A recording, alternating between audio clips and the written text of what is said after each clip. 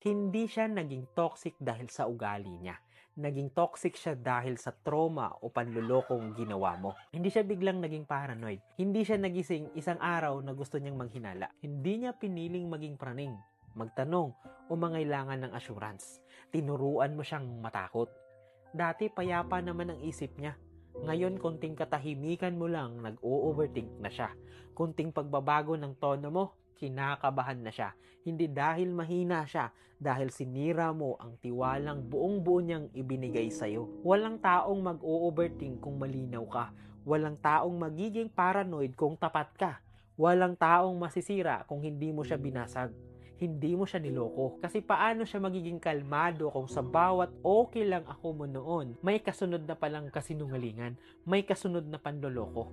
Paano siya magkakaroon ng peace of mind kung ang taong nagbibigay ng seguridad ang mismong pinanggagalingan ng takot niya? Huwag mong gawing toxic ang epekto ng mga sugat na ikaw ang gumawa. Tandaan mo yan. Kaya hindi siya sirang gamit na aayusin ng isang sorry. Hindi siya sugat na gagaling sa isang gabi. At hindi po sapat ang pag-iyak ngayon kung bukas uulitin mo lang. Kung gusto mo siyang bumalik sa dati, harapin mo muna ang katotohanang ikaw ang dahilan kung bakit siya nagbago.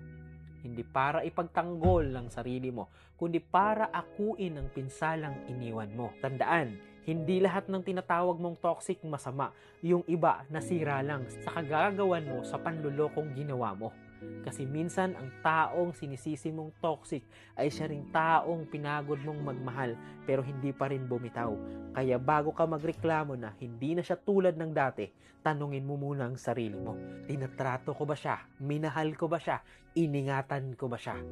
Baka kasi ikaw rin ang dahilan ng katoksikan niya. Dahil sa panlulokong ginawa mo, nag-o-overthink, paranoid, nasistress na yung taong minahal ka ng buong buo.